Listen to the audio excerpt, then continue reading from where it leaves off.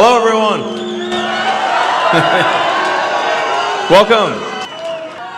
Welcome to the Team America rally.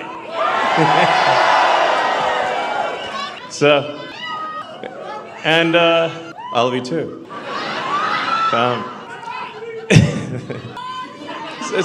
All right, so let's see. What should I say? SpaceX does rock. Indeed.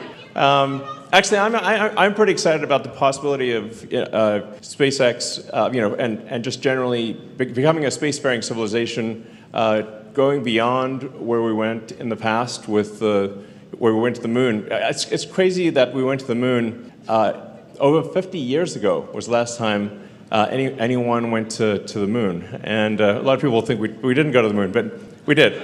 We did. Yeah, the Soviets would have called us out on that one if we hadn't gone to the moon. They would have called bullshit on that one, 100%. But yeah, we need to go back to. We should not just go back to the moon. We should have a moon base, like moon base alpha, like an actual base with like a science station. That'd be sick. I think we want to become a multi-planet species and be out there among the stars. We want to make Starfleet real, so that you should be able to go to Mars if you want to go to Mars. It'd be like amazing, Well, it'll take 6 months. So Mars is far, but we can do it. We can create a base on Mars and ultimately build a city on Mars and make life multi-planetary. I think that would be super cool.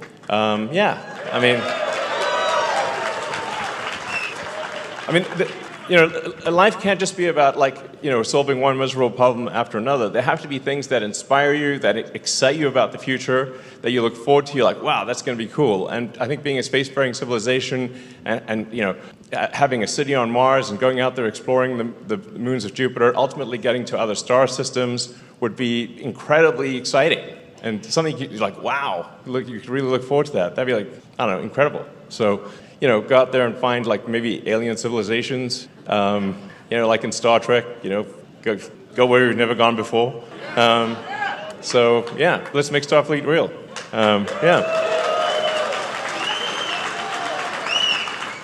Meanwhile, back here on Earth, we need to. I think we definitely need to get President Trump reelected. That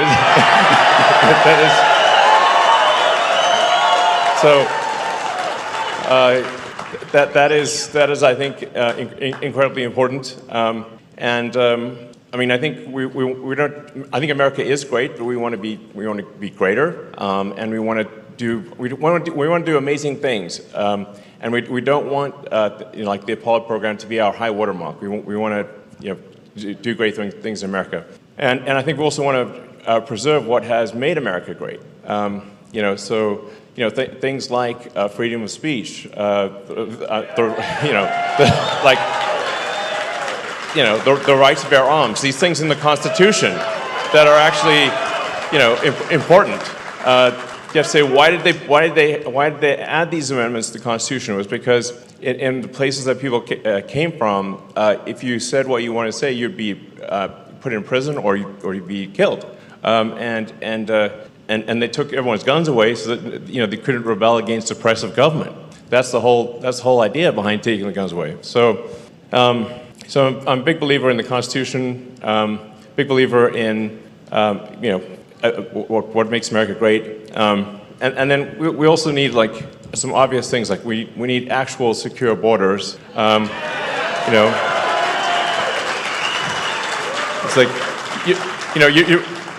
you're not a country if you don't have a border. What does it even mean to be a country at that point? And I went to the border just to see for myself what it was like, and it's like World War Z at the border.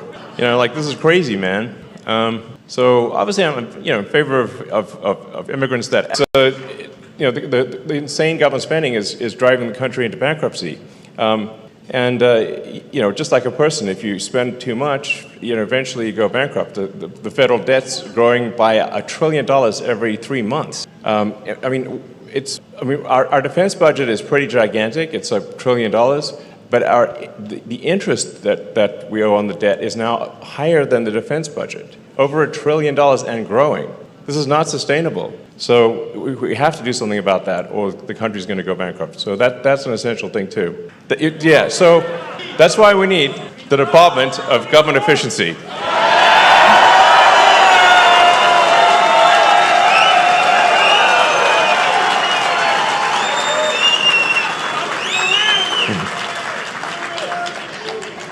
DOGE.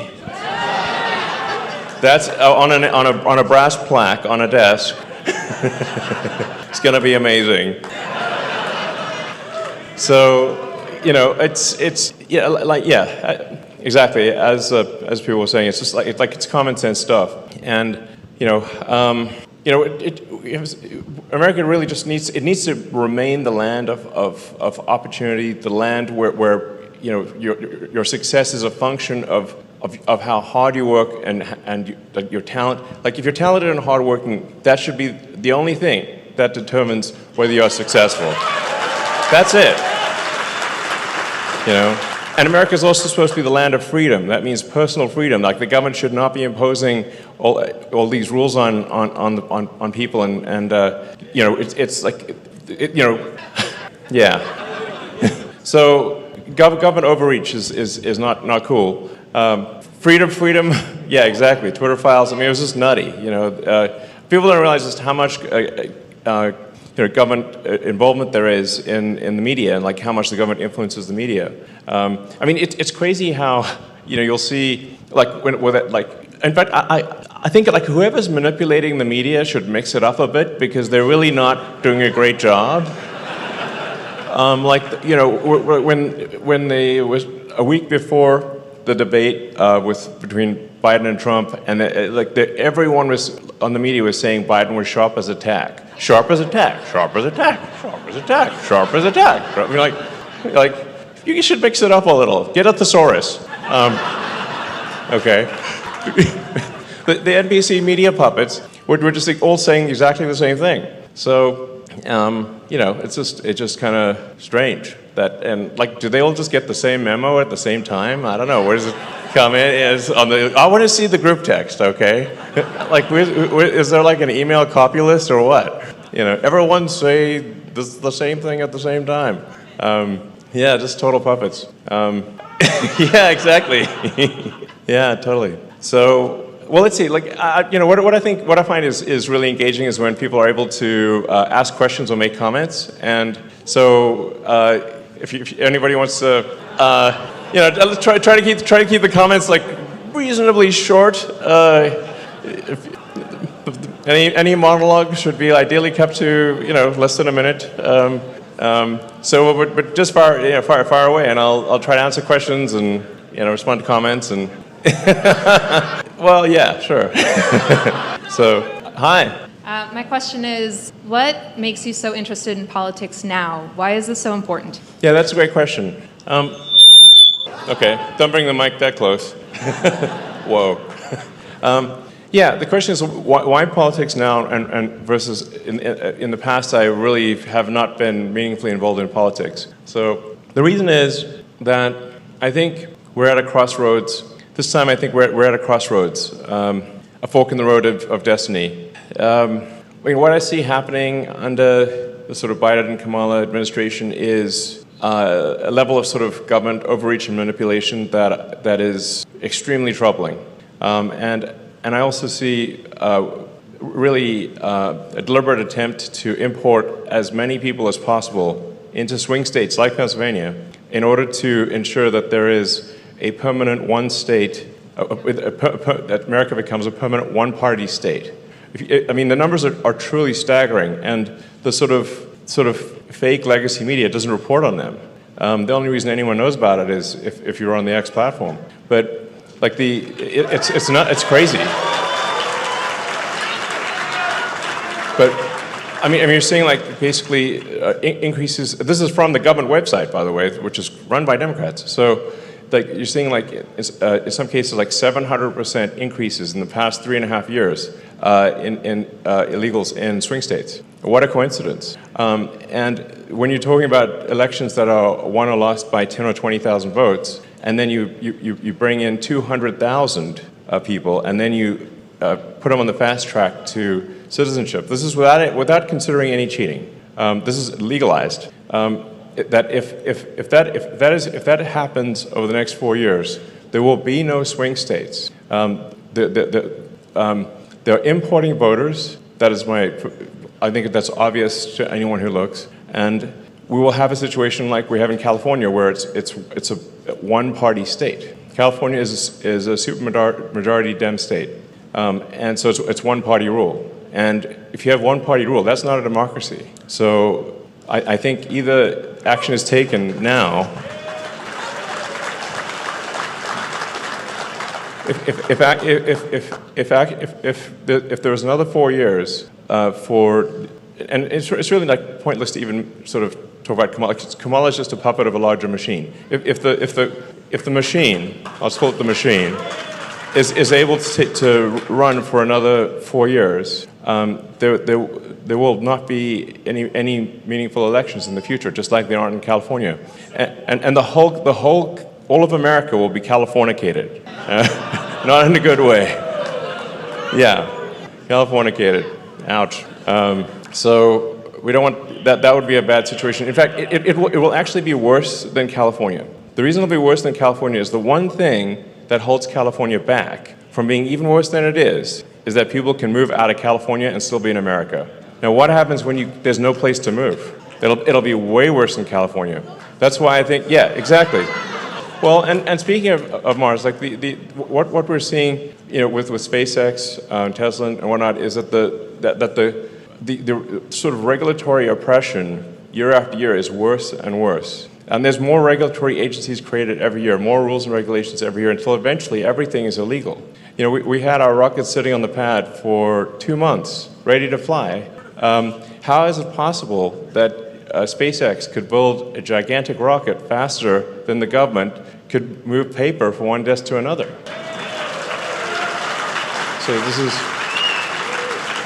So if that trend continues, which it will do unless there's a conscious effort to have deregulation and have sensible regulation, then Mars will be impossible. We will be forever confined to Earth. So I definitely think that's a major showstopper.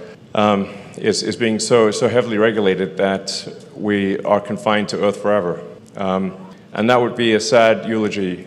If future aliens see us, you come back and they almost made it. Too bad they regulated themselves. And they had the rocket and everything. So I guess the short answer is I think this is incredibly important. That ironically, there's a lot of people on the Dem side that call Trump a threat to democracy. I think in fact they are the threat to democracy. Thank you.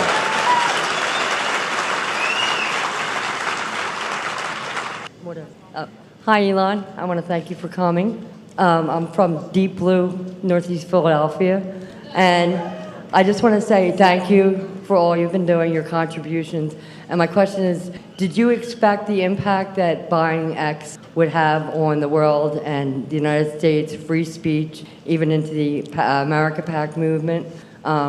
Yeah, well, I mean, the reason I didn't realize it would have as big of an impact as it has come to have. But the reason I felt that it was important to acquire Twitter was because I could feel the walls closing in. It was outrageous that they suspended the account of a sitting president. I mean that's insane. And I think it was only a matter of time before they suspended my account, frankly. And for sure, given the stuff I've said lately, they would have suspended me 6 ways to Sunday. I mean, really, Twitter and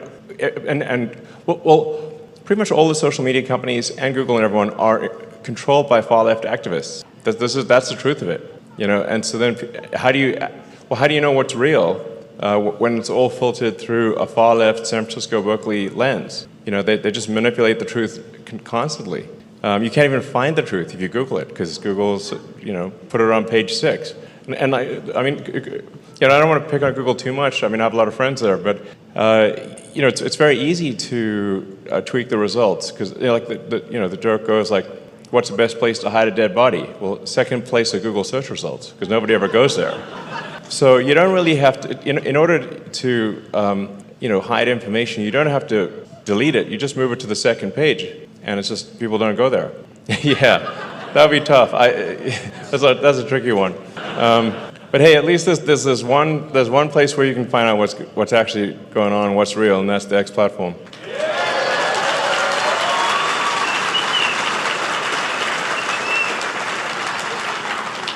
And I want to say, we're very rigorous on the X platform about being a fair playing field, a level playing field, being fair to all sides. There's not a single account on the left that's been suppressed. Not one. No suspensions, nothing. I believe in being fair. And once in a while we do get like a request for something on the right that's would be slightly censorious, and we're like, nope, we're not going to do that. So. We are rigorous about being fair. Unlike the prior regime, we are actually fair, and we want both sides to say their piece and to let there be a free debate and let the marketplace of ideas work and let the best ideas win, and that's the right thing to do.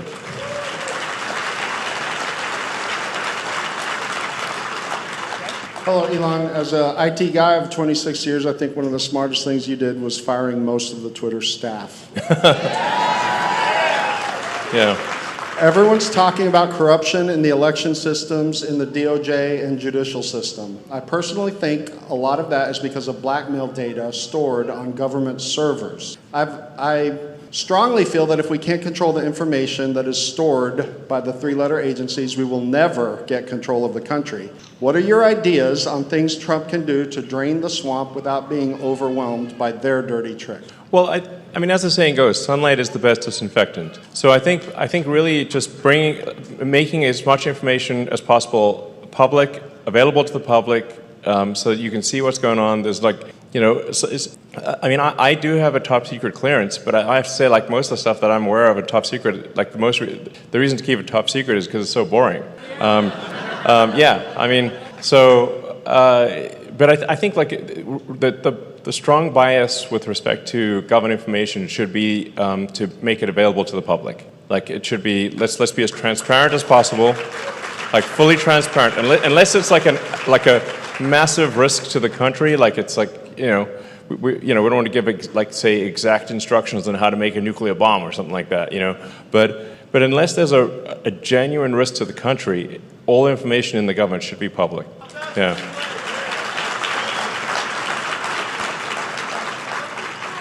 Hi, Elon, over here. Oh, sorry. Hey. I know I look like the same girl who just asked. I am her It's hard to twin. tell because I just hear the speakers, so. Okay.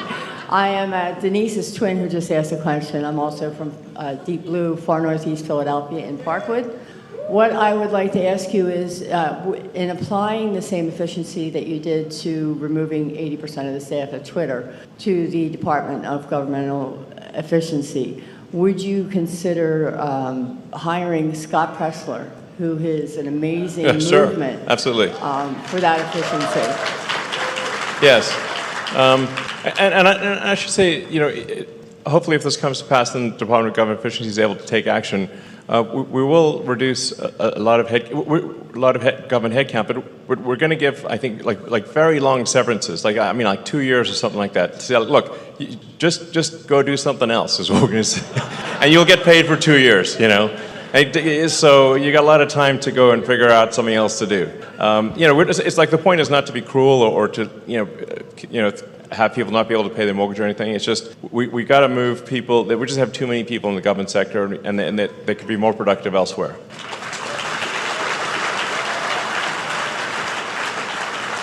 Hey Elon, it is a pleasure.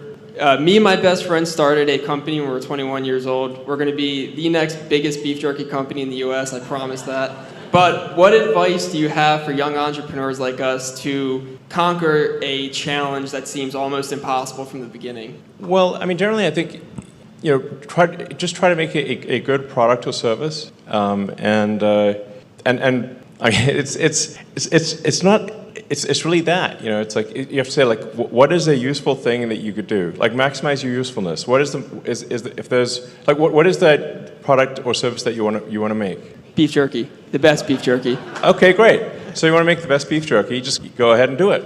And then you know, you have to sort of just explain to people why it's. Well, first of all, you need to make sure it is in fact the best beef jerky.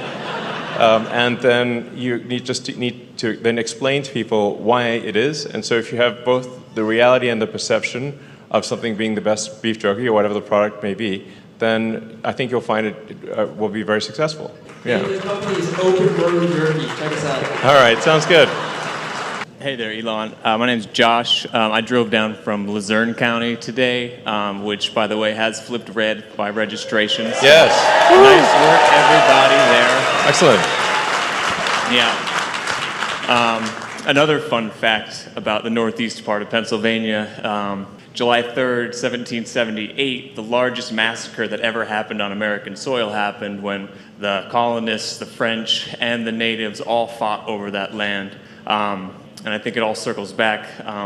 It's now, you know, fracking central. There's a lot of resources there, land, and just beautiful local communities. Yeah. And something that is happening at a rate that is inconceivable, really inconceivable, the centralization of power to global elites and far off abstracted places that we can't touch. Yeah. What are the ways that we bring that back to local people that can actually have an impact on the ground? Speaking with some people here, do we? I totally agree. Do we move the departments around the United States so they're not all in D.C.? How do we get people on the ground empowered to actually make everyday changes in people's lives? Well, I super agree with you. So I'm against globalist power. Like, I think we should, like, the UN should not have a lot of power, and these like, you know, it's like, who voted for them? I didn't vote for them, you know, and it's like, we want power to the people. The power should maximum power to the individual. And so, like, you know, if they're, like, we should not have any sort of international treaties that restrict the freedom of Americans, and we should minimize the amount of federal interference at the state level. So it should be like, so unless it's at the state level, which is something you can influence, then agencies at the federal and the national level should have minimal to zero power over you. Yeah. Is there a way that we could decentralize data so that consumers own the data? What is the next step towards that? Because I feel like that is what actually gives us our sovereignty back. Well, I guess I'm not sure how to decentralize the data. If the data is at least in multiple places, at least you should be able to, like, locally store the data. I mean, I think individuals should own their own data. You know, I think that's really important. Like, if you want to separate yourself from a social media company, you should be able to take everything with you. So I'm in favor of any action that maximizes your freedom and liberty. So, yeah.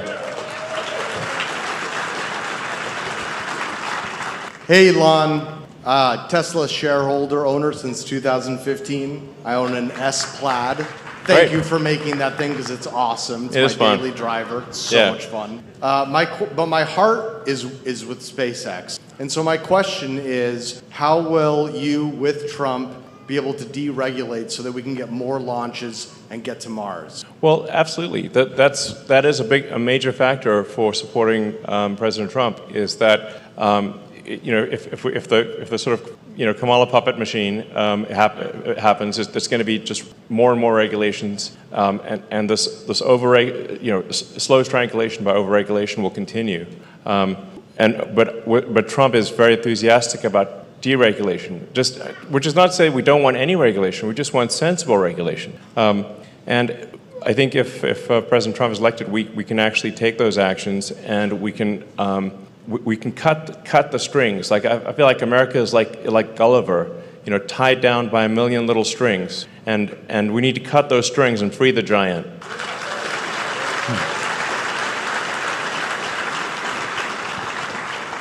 Hey, man. Thank you so much for doing everything you're doing. Welcome.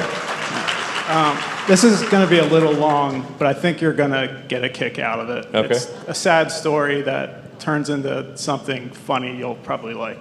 All right. So I was mostly a lifelong liberal, sort of like yourself. Yeah. Work in digital production marketing stuff. Yeah, I mean, I believe in freedom. Like, I mean, I believe in like empathy. Like, you should care about your fellow human beings. You know, and you know, and I believe in like free speech, which used to be a thing on the left, and now bizarrely they want censorship. I'm like, what? Yeah. And thank you for buying Twitter and saving free speech, and Babylon Bee too. Like, Yeah. that was great, man. Anyway, so I sort of have a case to plead to. Sorry, a little long. Anyway, I can't get into the details because there were legal issues and stuff, but years ago I had my life destroyed by crazy woke people because I was injured. I lived in Los Angeles for about 13 years. Yep. And when I wanted to seek out, like court case and stuff, I had someone in the legal system look me straight in the face and tell me, you're not the right kind of white guy. This isn't going to play out well for you. And I immediately was like, what? Yeah, what? That doesn't make any sense. I don't want to swear, but sure. Yeah. So, and I was like, is it because I'm from Pennsylvania, or I'm also Ashkenazi and like Jewish, or maybe both? I don't know. Yeah. But I was immediately like, what is happening? And so it put me in a bad spiral, and I just went crazy. So I was like, what? Like, I'm always been a egalitarian person, and right. I mean, racism in any form is bad, whether it doesn't matter who it's directed towards. Yeah, and so, and I started, becoming more center-right instead of liberal, which is, it's an identity crisis because, it's a big change. Sure. And working in an industry, it's sort of like you understand in our industries, you feel like an outcast, and you don't really know who to talk to, and so it's awkward. So anyway, as a catharsis of sorts, I made this app called Pooper. Okay. And so it lets you put animated pooping animals on your text messages. Okay. And it's been charting for years, so since I made it. It sounds funny. Yeah, so I think you'd like it just because, sticking pooping animals on Mark Cuban's, if you're talking to him, you can stick it on his face or his text messages and stuff. Yeah. Right. And so he gets a gorilla pooping on his text message. Yeah, I mean, I saw an interview with Mark Cuban and, what's her name again? Rachel Maddow. But I couldn't tell which was which.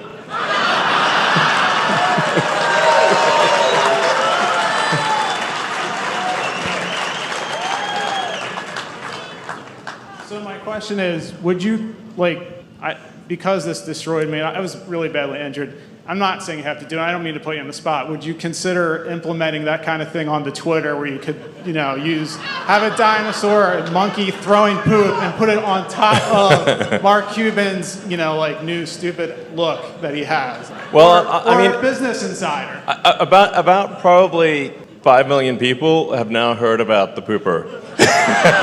Maybe 10 million. There's a lot of people going to watch this. So I think that's some solid publicity right there.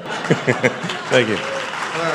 Thanks for coming. You're going to help us win Pennsylvania and the entire race. Yes.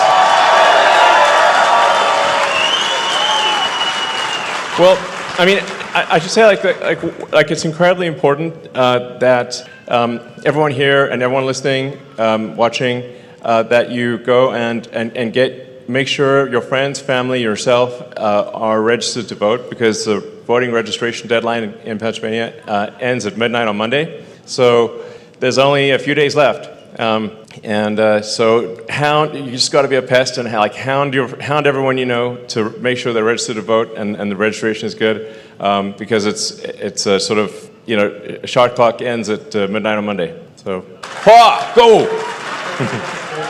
Now you're going to be the head of the Doge. Have you thought about whether AI and blockchain can be used to track every dollar that the government spends, makes people accountable to the very last person, and we know exactly who agreed to a $400 toilet seat?